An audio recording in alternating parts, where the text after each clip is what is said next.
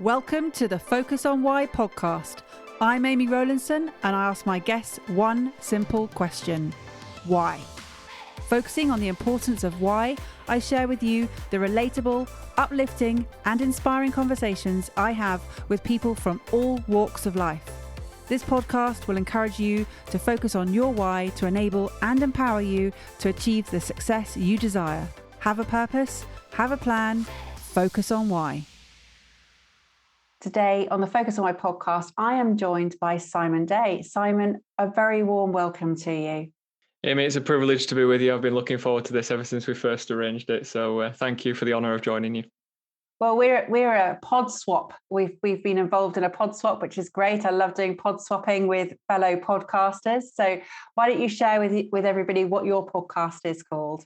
It's called the Simon Speaks podcast, and I set it up about 18 months ago, initially with the idea of just sharing some ideas around public speaking and communication, because that's the area I specialise in and something I'd always been frightened of. So just set it up with the idea of sharing some tips. But over the course of lockdown, it's very much evolved into more of a motivation and self-help podcast where people share their stories, their triumphs over adversity, any life and business lessons. And I've just loved being able to interview other people and see where it's gone. So really enjoyed the journey so far, and like you, just curious to see where it goes.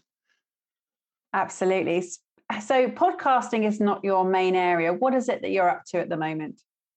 So I don't have a mask or a cape or a telephone box in which I change, but by day I'm a deputy head of English at a secondary academy in Leeds. That's my main profession. And by night and weekend and school holiday, I'm a public speaking and communications coach. So I work with individuals and organisations to help their client-facing employees overcome anxiety, fear around communication, public speaking, especially now that we've moved online. And I help people craft their message and learn how to deliver it with real impact and sincerity so that they can build those meaningful relationships and get the outcomes that they're looking for their personal and professional relationships and their businesses. And you talk of fear and of being frightened of speaking. What was all that about? It really starts at high school. I was never the most confident child growing up. It was probably something to do with my pale ginger complexion and the natural opposition that brought when I was a teenager. But I got to the last year of high school and I got to a situation where I was asked to present in an assembly in front of all of my year 11 peers and teachers. And obviously trying to salvage some reputation as a teenager, that's not the thing you want to do. You don't want to be noticed or stand out in any way. And it ended up being me. It was the longest 10 minutes of my life. I just remember crumbling on the stage, not being able to put my sentences together or even breathe properly because I was really anxious and nervous about it. But I'd heard of stage fright before. I assumed that this was something that happened when you were getting used to something and you would just get more confident over time. That when you leave school, there was this magic moment where you just discovered how to talk to people and life went on. And sadly, it got worse. I realized that my professional and personal and social relationships were really starting to suffer because every time I got put into a situation where I was due to talk to somebody, I got really anxious about it. And it eventually led to me quitting my first job. I was working in a marketing agency where I was doing all the website design and the marketing campaigns, and the sales director came over and said, we're going to be moving you onto the phones next week because we need more support on the sales team. Well, that was it. I was so terrified by that concept of picking up the phone and talking to somebody I couldn't see, and I decided to quit the job and I left. And I cited personal reasons as the reason that I decided to leave, but I couldn't be honest with anybody about the level of anxiety that I was feeling. And I was newly married at the time to a wonderful woman, Laura, who's also an introvert. So we sometimes don't speak much in our house, but we sat down one evening and I just remember feeling so low because I was at a point in my life where I realized that my marriage, my career, my future prospects were in jeopardy, because if you can't communicate with anyone, you can't get access to any opportunities or any meaningful relationships. And she turned to me and she said something I've never forgotten. And she said that if this is a long journey or a short one, however difficult it is, I chose to come on this journey with you, and I will be here and I will support you. And those were the words I needed. So I decided to get on and do something about what I was struggling with, because I knew that somebody had trusted and faith in me more so than I had in myself at that point. So I started devouring books and videos, went to speaking clubs, just sat at the back quietly and didn't say anything, just took notes, just tried to get every opportunity I was ready for to try and work out why I was struggling and why I was feeling so anxious, and learned a few tips and principles. And finally went to a Toastmasters meeting for the first time, and a chap called Peter and a chap called Paul, not the birds, but two actual people, came up to me and asked me why I was there, and I managed to tell them, and they invited me to just introduce myself at the meeting, just to say hello. Well, that was terrifying enough as it was, but I managed to stand up and blurt out who I was and why I was there. And Peter came up to me after the meeting, and he didn't give me any feedback. He didn't give me anything else. He just looked at me and he just said, "I'm proud of you." Because he recognized how much that had taken out of me just to be able to make that first step and talk to people. And I gradually went back and kept getting that support, that encouragement, that "we're proud of you, keep going." And eventually I got to a point where I was able to talk for 1 minute, and then 2 minutes, and then 5 minutes. And then there was this contest in 2019. And I entered, and I thought, I want to see how far I can go. Now that I've got to a point where I can stand up and talk, I want to see what I can do with it. So I entered the UK contest for speech evaluation, which is essentially listening to a speech, giving feedback to the speaker, and became UK champion, just talking to people, just giving feedback to other speakers. And that was a real milestone in my journey. It was a point that I realized that I'd overcome something of a fear, and now I could use it to help others. And so I continued trying to help others, and eventually joined the Professional Speaking Association and entered their UK final in the same year in October. So this was about 18 months ago. And again, got to the UK final and thought, this is really something now. If I can unearth this passion for speaking, then who can I help? Who can I serve? Who's on that journey but perhaps struggling as I was struggling? And my life ever since has been wonderfully enriched by conversations with either people who have gone far beyond what I am now, and I'm learning from them, and also having the opportunity to coach and inspire and work with people who are struggling. And I just find such joy and fulfillment in that journey of being inspired and then inspiring. And it's just this really ennobling cycle that I love to go through, and it makes me feel like I have a reason for being. So this is your sort of by weekend, holidays and evening pursuit and passion, and you're sort of almost turning it into a profession as well, if not already you have done.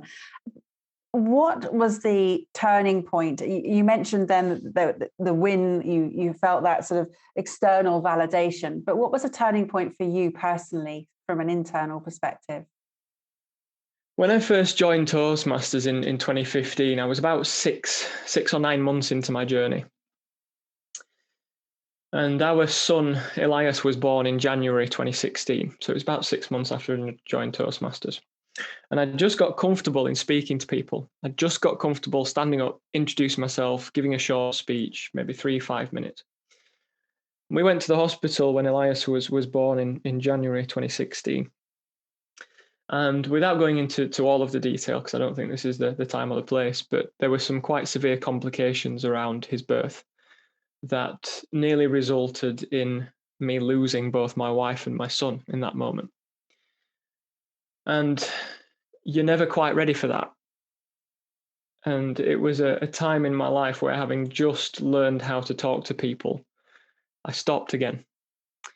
And for probably 3 or 6 months, I really was in survival mode, because I was trying to process what on earth had happened to us, and was just beaten because I'd faced the thought in my own mind of trying to raise my son without a wife, or walk out of the hospital without a wife and a child. And I couldn't bring myself to reconcile what I'd been going through in my own mind. And I didn't really talk to somebody about that for probably 3 or 4 months after Elias was born, until somebody at work came up to me and found me in my classroom after school one day, just despondent. And he said to me, "You need to go and talk to somebody." He said, "Take it from me, I know enough about these things to know that if you don't go and talk to somebody, it's going to damage the rest of your life, or you might not get a rest of your life.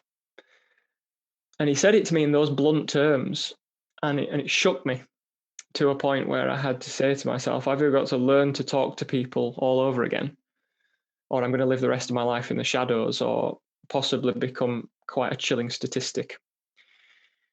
So I managed to look around and find myself a carefully chosen professional counsellor. And it was in those months of having a conversation with that wonderful counsellor that I came to a realization of the power that conversations can have. And those conversations saved me. And I don't say that lightly, they saved me. And I was then able to talk to my wife a little bit more openly, because obviously she'd been unconscious for a couple of days, so she had no idea what had happened. I was able to really tell her some of the feelings that I'd had and what that was like. And gradually I came to realize that, again, there were other people, other men who were battling fatherhood and the inadequacy that comes with being a father and a husband and an employee and everything else. And I realized again that I wasn't on my own, and I found strength in having conversations. And I think there is immense power in people, and there's immense goodness in people, if only they know how to help you. But as I've heard from some good speaker friends of mine recently, people don't know you're drowning if you don't tell them you're in the pool. And it was a case of me telling people I was in the pool and I was drowning, and they were able to pull me out. And so now I like to think of it as sort of a pay it forward kind of way. But now I'm in a position where I've developed strength from the people around me, and now want to pay that strength on to people who are struggling. And it's such a rewarding thing to be part of, because you get to see firsthand the hallmark that you leave on somebody else's life. And I'm sure this is something you've experienced as well, when you have that conversation with somebody and they say, that's just what I needed, or they go on to that next step and they say, well, that wasn't as bad as I was expecting, and I was brave, and thank you for helping me. There are no words like that you can hear that just give you a sense of your own value in the world than to hear that from somebody else. And that's why I do what I do. Yeah, and it's so powerful hearing how you lost your voice and found your voice. Is your inner dialogue chatty? My inner dialogue is often very self-critical. I'm a member of the Day family, which inherently means I'm a perfectionist. My grandfather was, my father definitely is, and I've inherited that. So I have incredibly high self-expectations. And a lot of the coaching I do is around moderating those expectations and making sure that we are expecting reasonable demands of ourselves for the point of our journey that we're at. And it's a case of practice what you preach. And sometimes I'm not really good at practicing what I preach. And so my inner dialogue can be very hard on myself, but it's only because I recognize that I am fortunate to have got to the position where I am, in terms of that I've worked through some of the challenges I've had and have learned some valuable lessons that I now want to share with other people. And so I push myself to really give the best of myself in everything I do, because central to everything I do is my wife and children. I want them to have the best life they can have because of the faith and confidence that they've placed in me. And having had a moment in my life where I contemplated losing them, that really does place immense value on their existence in my life on a daily basis. And so I think that's part of the reason why I push myself so hard, is because I want to give them the best, because I know how fragile life is and life can be. And while ever I've got time and energy and vitality to do the things that I love to do, I will keep doing them. And you said that you don't change into a cape by sort of day and night, but you do have an incredible role that you play both day and night. Tell us about what you're doing during the day. So during the day, I work in an inner city academy in Leeds as a deputy head of English. And I've worked in schools now for 8 years in a number of roles, starting in a support capacity, gradually qualifying as an English teacher 3 years ago. And I love teaching. I love young people. I think they are some of the most rewarding people to work with, some of the most challenging people to work with. But the school that I work in is in an incredibly disadvantaged area, socioeconomic deprivation and lots of barriers around social care and opposition from parents and lack of education in the home. So we have all sorts of challenges that we deal with here, including language barriers. Nearly 3/4 of our students don't speak English as a first language, and the school itself has 72 languages spoken amongst 980 students. So it's an extraordinary cultural mix. And trying to teach English as a subject is challenging enough without all of those additional barriers. But I don't do any other type of school. I've always worked in challenging schools. I've always worked with students who have additional challenges and needs. But again, that brings with it heightened levels of reward. And sometimes that's just a student saying, "Thank you, sir," at the end of a lesson, or that's a student saying, "Oh, I get that now." And it's those moments that you live for. And you know, you only have to go on Twitter to see that teaching is a pretty thankless job from the community at large, or from some of the students. But I love it because, again, you get to directly see that transformation that happens over a period of time as you invest in somebody and as they invest in what you're sharing with them. And so whatever capacity it's in, I'll always teach, I'll always coach, I'll always work with individuals, because once you've had a taste of that real impact you can have in somebody's life, it's dopamine. It's a drug. You can't not have it. So whatever way I find it, I will always work with people and try to make their lives better, because it's just what I love to do. If I don't become great myself, but I help other people become great, that's good enough for me. And communication is central to everything you're doing. How does it impact you? You mentioned right at the beginning that you're an introvert, your wife's an introvert, and you even sort of quipped that there's not much conversation in the house, but there must be communication in some form. How does it play out? I think we're getting better at it, but it's something that we have to work on. And even having been married for, what is it, 8 years now, then you still learn about each other and you still work out things. And especially when you're both introverts, when we struggle or we feel anxious or we feel upset, we don't vocalize it, we'll go quiet. So if somebody goes quiet, there's this almost like mystery to try and work out what it is. And so sometimes it'll be an hour or 2 hours of somebody being a bit quiet while you think to yourself, what did I do? What did I say?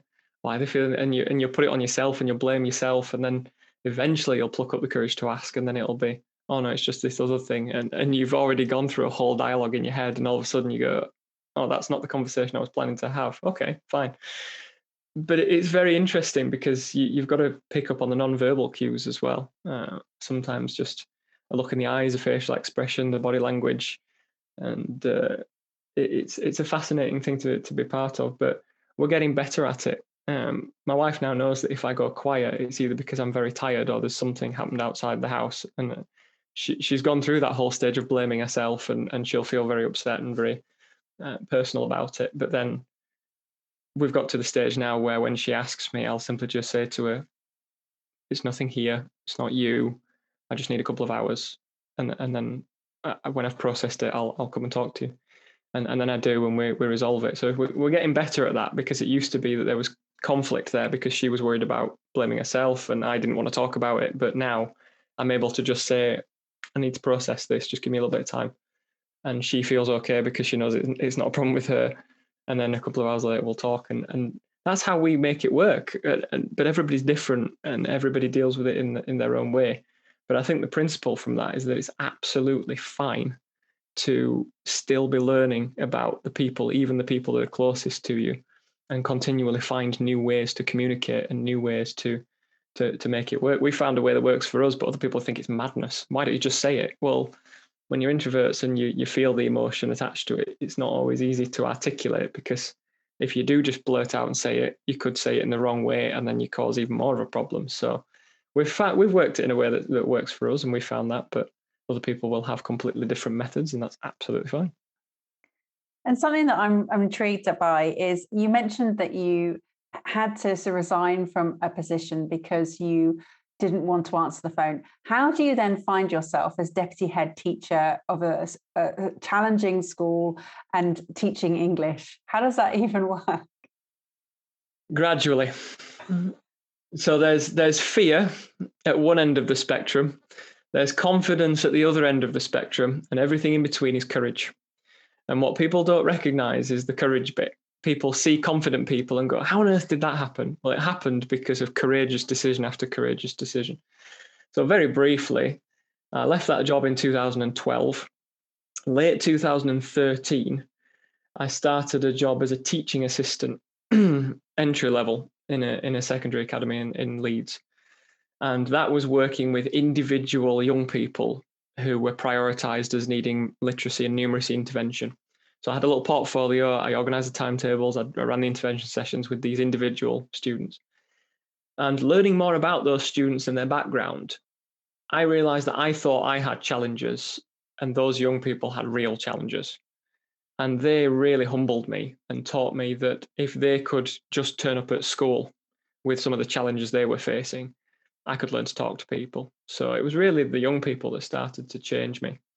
So I went from there and gradually moved to another position in Bradford at another challenging school where I took on a little bit more responsibility for small group work and occasionally covered the odd class. And that went on for about 3 years. And then I went, okay, time to do teacher training. So I applied and got myself a position. And again, that was then with the support of another teacher, taking maybe 8 to 10 hours a week of teaching, peaking at about 14 to 16 by the end of the training year.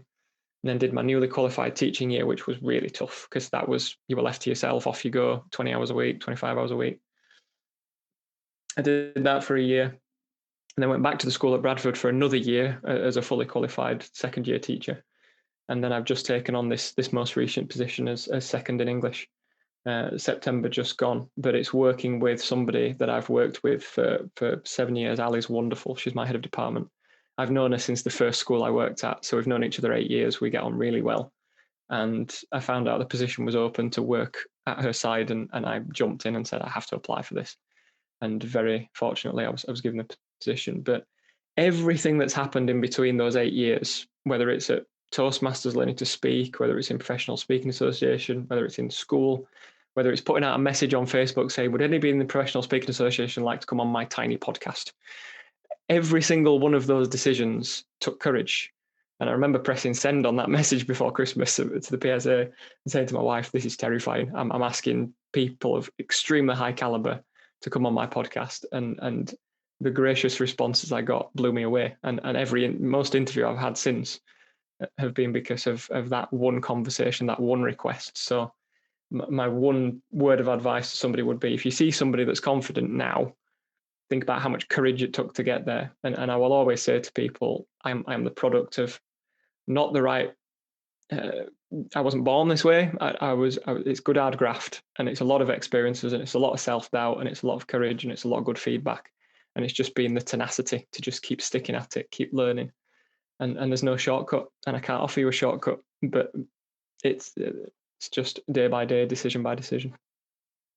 Well, it's wonderful to see, and you are very good at it. I absolutely love listening to your podcast, and it's not a tiny podcast at all. It's fantastic. Don't belittle it in any shape or form, because you know what you're offering, and you say it yourself, that there are always people who are a few steps behind on this step from not understanding that they may be fearful and what they need to do to get towards that confidence level. And yeah, absolutely, those steps of everyday courage that they're taking. And I've seen in Clubhouse how you've been encouraging people to take those steps as well. Yeah, I don't mind the smaller rooms. You know, sometimes on Clubhouse, when I do those rooms, it's sometimes 10, 15, 20 people. But if it's the people that just need that bit of courage to stand up and speak and say, I'm here because of this is what I want to achieve, or ask a question, share a concern, or especially, and one thing I've discovered recently is a lot of people don't speak English as a first language, and they're looking to develop that confidence in just introducing themselves, trying to pitch their business and ask for help. So I have run a couple of sessions specifically for people who are learning English as a second language, which is what I've done in schools for all those years. So it really does come back to the fore now. And like you say, it's just giving that space for people to have that opportunity. Like I once had, I had a safe space where I could really start to practice and hone my speaking skills. Again, if I can now pay that forward to people so they can have the same opportunity, and I wear out my life doing that, then that's why I'm here. And what's the mission, Simon? Where are you taking it from here? So at the moment, I'm working on a number of online courses. I'm looking to launch those later in the year. I currently deliver masterclasses live on a weekly or bi-weekly basis, but if I can eventually get those into course format and allow people the autonomy to access them at will and work through them at their own pace and stay in touch with them in that way, then I would much prefer that. So probably June, July, August, I'm looking to get all of those launched onto a new website, so people can have that opportunity again, another chance to have a safe space to work on those fears and those concerns. That's the big project at the moment, and I think if that eventually allows me to generate a passive income stream that allows me to again reinvest and help more people. Ultimately, I would like to possibly go part-time teaching, not do it full-time, and maybe invest in property. That's one thing I would like to do further down the line. And I think that's the distant dream. That's the vision that I'm working towards, because again, it's about giving my family the best life that they can have, but also being able to enjoy my work without needing to work so intensively and so full time. School and teaching is demanding. It's a difficult profession. It takes a lot of hours, and if I can eventually still enjoy it, but do a bit less of it, then that would be the ultimate goal. I think there's a bit more of a hybrid, and I think we've all experienced that through lockdown. We want to do bits of the best of everything that we enjoy and still find it fulfilling. So that's the distant vision, I think. And what have been your lockdown lessons? What have you learned about yourself? I think one of the biggest things I've learned during lockdown is the need for communication. And I say that simply because we live in a world now, technologically speaking, where we're more connected than ever. But socially, we've had to be distant for a time. And I absolutely hate the phrase, despise the phrase social distancing. I don't like it at all. Physical distancing, I understand, but socially, we need each other now more than ever. And in an age where you can hop onto Google and ask life's most difficult questions and have something of an answer in 0.3 of a second, there's less of a need to reach out to people, and the ones that you love and the ones that you care about and the ones that you admire. But one of the things I've really been struck by is how valuable and how irreplaceable people are. When you really have questions and concerns about life, business, anything that you're going through, there is somebody out there who's got an answer or an experience that can help you. So one of the reasons why the podcast that I run has taken a completely different direction in the last 12 months is because I asked the question, those people have come on, and those conversations have just been absolutely wonderful. And people have shared and have given their stories. And those are conversations, again, without which my life would have been left a little bit colder, a little bit emptier. But because I've had those conversations, they've added something immense to my life. And therefore, by default, anybody that listens. And I am so glad that I took the opportunity to talk to as many people as I could, because I just feel like my life's been better for it. And so if somebody is feeling lonely and isolated and like they don't have connections, then through any medium you've got your hands on or you have the knowledge to use, even if it's a pen and a paper and a stamp, write, communicate, talk to somebody, and you will have a window opened into the world and somebody else's life, and recognize that in fact you're only as alone as you make yourself. Yeah, absolutely. And it's, seeing how the communication, I mean, for me, I launched this show for similar reasons. It was a bringing connection. It was bringing about answers to the questions that I know so many people are asking. And often we're asking the same questions and we don't know who to ask them of or how to ask them of ourselves. And for me, Focus on Why was all about just giving us the time and the space to be able to do that. And then by bringing on other people onto the show, it was an opportunity to inspire, to uplift, to motivate others who may be, for whatever reason, struggling. And I know that we're over sort of 150 episodes now. It's been an incredible opportunity for people to share why they do what they do. And everyone is unique, everyone's journey is different. But I do feel that by sort of piecing together, I am creating almost a giant jigsaw of all of these different components that all come together, because as you say, we are all connected. Yeah, my grandfather, I admired greatly. He passed away when I was 13, but at his funeral, he had a poem read out called "The Weaver." And my grandfather worked in the textile industry in Birstall, so it was a very fitting poem. And "The Weaver" essentially is a poem about somebody who gets to the end of their life and wants to know the meaning of it.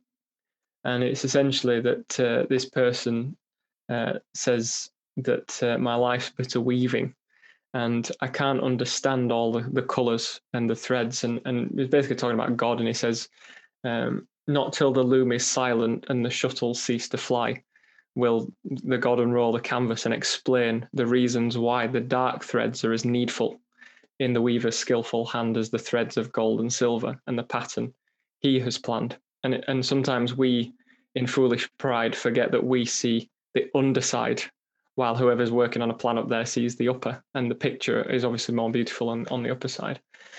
Now, you might believe in a God or a universe or whatever there is up there, but I think the message of that poem is incredibly powerful, which is that some days we will have golden days or silver days, like those threads in a tapestry, where we think that was meant to be, that was wonderful, that's an incredible day. And then other days we might have a darker thread, a black thread, a really disappointing, disheartening, discouraging day. And it's about recognizing that the most beautiful masterpiece has strokes of gold and strokes of darkness in it. And it's what gives it that contrast that when you stand back from the painting, you can see it in all its glory. But we might be beyond this life before we get to realize what legacy we left. But that poem has always stayed with me, partly because it was so close to our family and to my grandfather, but because of the message. And so whenever I have a bad day, I just sometimes have to say to myself, that was a dark thread. But tomorrow there might be a golden one, or there might be a different coloured one, and we just have to get up and see what the day will bring. I appreciate life in recent times and recent months may have brought more dark threads for people than they would have wanted, but maybe this is a particular focused part of the picture. And perhaps there will be lighter parts ahead, but I think it's just remembering with perspective that we may not see the whole picture yet, but every time a new piece goes in, we just get that little bit more perspective, that little bit more understanding, and gradually it will come. I love that. I love the tapestry of life metaphor that you share there. It's beautiful, and it is so true. It is really interesting. And when we talk about the different threads that follow us through life, I'm just thinking of the thread of you being that 16-year-old with stage fright. And had you had a little bit more confidence and not really had the issue, you wouldn't have needed to fill that void. No. And I've read somewhere that sometimes we only understand the valley of sorrow from the mountain of future experience when you've climbed out of it. And I think that's where I am now to an extent. My journey is far from finished, and the mountain to climb is still very steep and very long. But I can look back now on experiences I've had before in my life that were dark times. And I can look on them now with a little bit more understanding. And like you say, that 16-year-old boy crumbling on that stage in a West Yorkshire Assembly Hall, I can look at him now with a little bit of sympathy, but also with a little bit of gratitude to say, well, that's where you started from.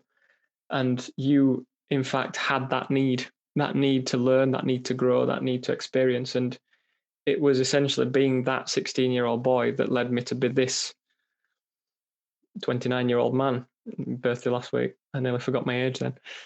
But that really does make me realize that life is a sequence of experiences. Some will be challenging, some will be triumphant. But when we get to that point where we can look back and say, that's why that happened, that's a really great moment to be able to have. And then there will be 16-year-olds, younger people, stood on that same stage, crumbling, wondering, why is this happening to me? And you can turn and say, I stood in your shoes once, and this is what happened, and this is what could happen for you if you'll just apply these principles. And that's, again, perhaps why I have such an affinity working with young people or people that struggle with speaking, because I've been both of those groups of people, and there are a lot of them. and they perhaps just need a reassuring voice. And if that's mine, then that's, again, why I do what I do. And there's going to be a huge number of budding podcasters coming out of your school. Yeah, I hope so. When lockdown's over, and I've always run a public speaking and presentation skills club in every school that I've been part of, because I recognise the need for it, and I also recognise that schools are pushed to achieve a very heavy content-driven curriculum and don't always get the enrichment opportunities that they would like. So I've always tried to enrich students through presentation skills and public speaking, but I also recognise that the podcasting medium is exponentially increasing in our country and around the world. And if I can equip some students with that skill, then I'll start that in September as well. Oh, amazing. Oh, well, I look forward to it. And I maybe even get some of them on your show. It'd be great to hear their insights and their wisdom at their age, just so that you can use it as your reference point of comparison, not in a comparison that you need to sort of see where they are compared to where you were, but just from the perspective of knowing that you've added value to help them where you didn't have that help. Yeah, I think it's a great idea. I think there are a few students I've met definitely this year that have expressed an interest in wanting to do it. And actually to be at the age of 13, 14, 15, 16 and saying, I want to try this, I want to learn this, I want to go down this road. If the opportunity is not there, you just create it, because that's what you do for those kids. If they've got a real passion for something and the opportunity doesn't exist, you just say, well, I've already got some equipment I can use. I've got the resources. I've got a little bit of time after school. Let's see what we can do for them. And education really is about developing the whole child. And if one child says, I want to learn to do a podcast because I want to start a podcast when I'm older, well, by giving them that chance now, what more opportunities could they have further down the line from having started sooner? And I suppose in a way, again, if there'd been a public speaking club at my school, would I have joined it? I don't know. Would I have benefited from it? Undoubtedly. Would I have needed it so much in the future if I had gone? Probably not. So again, it's me thinking about the need and trying to create a space that fulfills that need for people that perhaps didn't have what I didn't have when I was younger. And in the solving of the problems of others, you find fulfillment, which you've already expressed how much you find your work rewarding. Yeah, I do. I'm fortunate in that regard. I know that not everybody does a job that they enjoy, and before people think I'm bouncing out of bed every morning, that's not necessarily the case. There are days it's very hard. There are days where that class does just get under your skin, and you have prepared something diligently and it doesn't get received in the way that you hope. But if you're taking it as a whole, I do find my work fulfilling and rewarding, and it does drive me and it does give me purpose. And although there are days I'm tired and I struggle and I do feel discouraged at times, I never feel like my life is without meaning.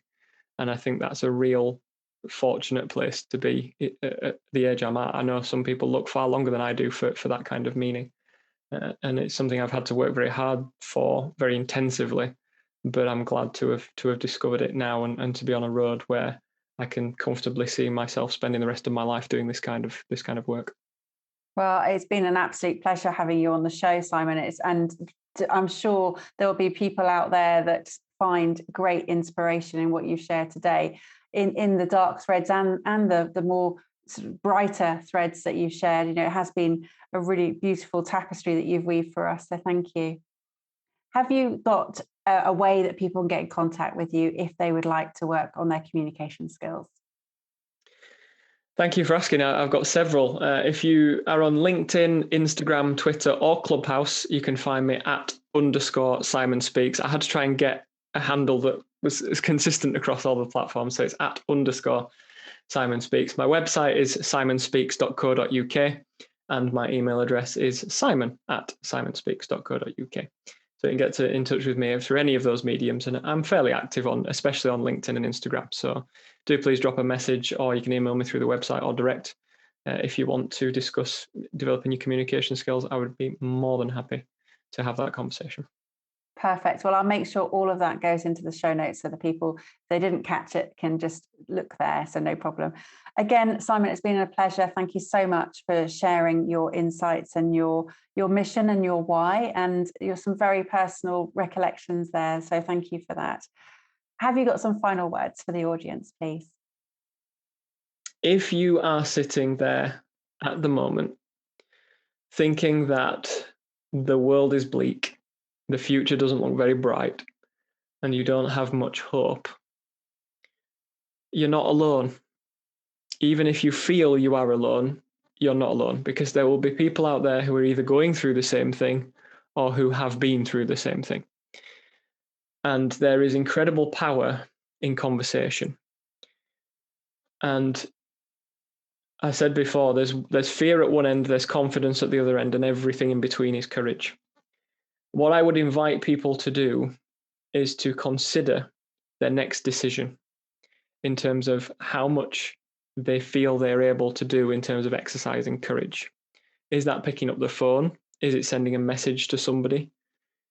Is it reading some uplifting material or some practical material that will help give them some advice on their current situation? Is it ringing the Samaritans if you need that level of support? Is it getting some mental health counselling or support, which I've benefited from in my own life? Think about what that next decision is going to be.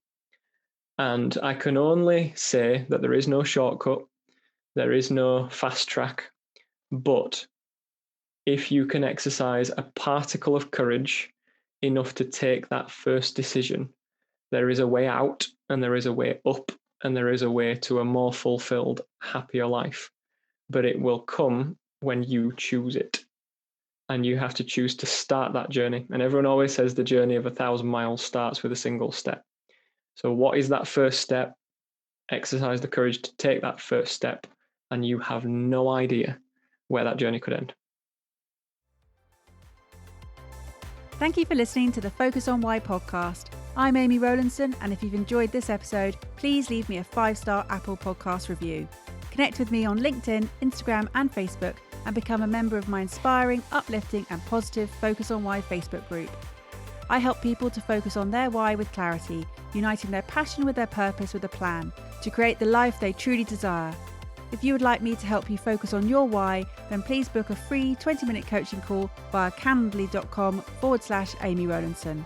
And if you haven't already, please sign up for the Friday Focus weekly newsletter via my website, amyrowlandson.com. Have a purpose, have a plan, focus on why.